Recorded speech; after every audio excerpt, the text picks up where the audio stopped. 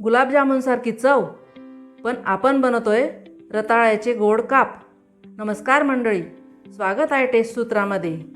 हो, बरोबर ऐकलत। उद्या महाशिवरात्रीचा उपवास असेल तर ही रेसिपी तुमच्यासाठी एकदम परफेक्ट आहे। इतके मऊ, इतके रसरशीत की तोंडात टाकताच विरघळतात आणि चव अगदी हलकीशी गुलाबजामुनची आठवण करून देते।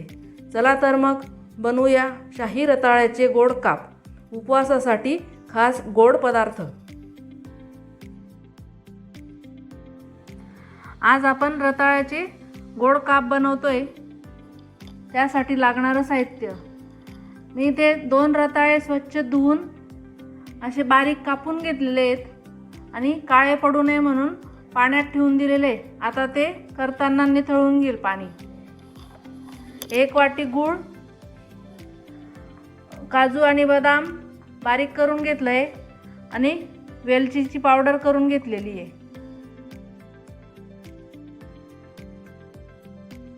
गॅसवर एक कढई ठेवली मी, त्यात आता 2 चमचे साजूक तूप घालते।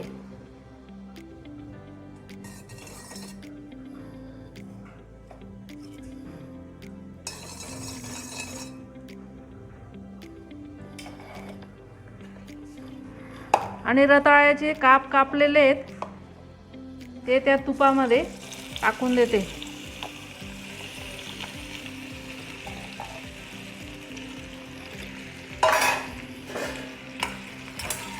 आणि चांगलं असं खालीवर करून घ्यायचे तुपामध्ये।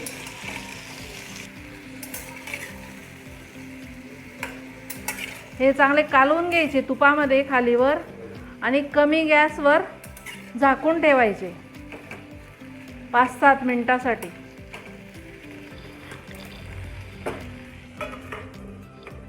एका ताटात एक ताट झाकून त्यावर थोडं पाणी टाकून ठेवायचं, म्हणजे वरच्या पाण्याची पण वाफ होते, त्याच्याने ते काप चांगले वाफवले जातात।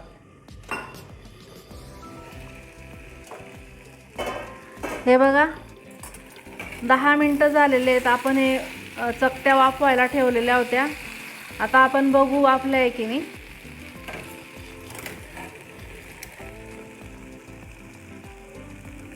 थोडी कसर बाकी आहे म्हणून अजून 5 मिनिटं ठेवणार आहे मी।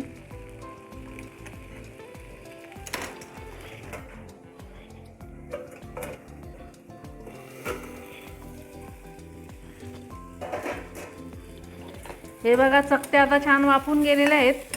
आता मी याच्यात गूळ घालते।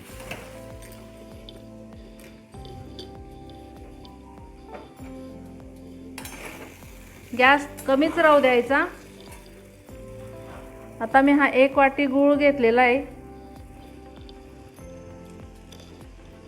तो टाकून देते। आपण आपल्या आवडीनुसार कमी जास्त करू शकतो। आता हा गूळ चांगला मिक्स करून घ्यायचा आणि पूर्ण गूळ मेल्ट होईपर्यंत हलवत राहायचं।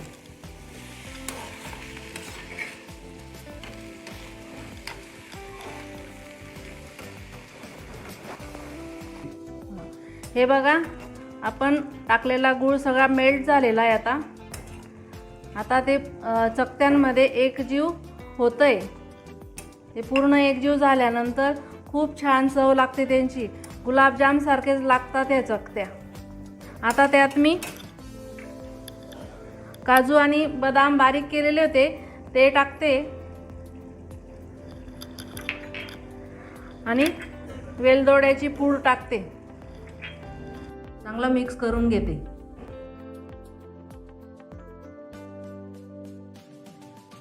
हे बघा आपले शाही रताळ्याचे गोड काप तयार झाले। आता ह्या रेसिपीचा तुम्हाला मी एक गोड किस्सा सांगते। हे शाही रताळ्याचे गोड काप मी एकदा माझ्या मैत्रिणीला उपवासात खाऊ घातले होते। ती तर म्हणाली, ही रेसिपी नक्की शेअर कर। इतके मऊ आणि रसरशीत काप मी कधीच खाल्ले नव्हते। म्हणूनच महाशिवरात्रीच्या खास निमित्ताने आज ही रेसिपी मी तुमच्यासाठी शेअर केली आहे। उपवासासाठी एकदम परफेक्ट स्वीट। तुम्ही पण उद्या नक्की ट्राय करा आणि कसे झाले ते कमेंटमध्ये नक्की सांगा। टेस्ट सूत्रावर अशाच खास सणांसाठी स्पेशल रेसिपी सतत येत राहणार आहे, तर चॅनलला सबस्क्राईब करून ठेवा आणि आपल्या मित्रपरिवाराला आणि आपल्या परिवाराला शेअर करा. तुम्हाला सगळ्यांना महाशिवरात्रीच्या हार्दिक शुभेच्छा. धन्यवाद.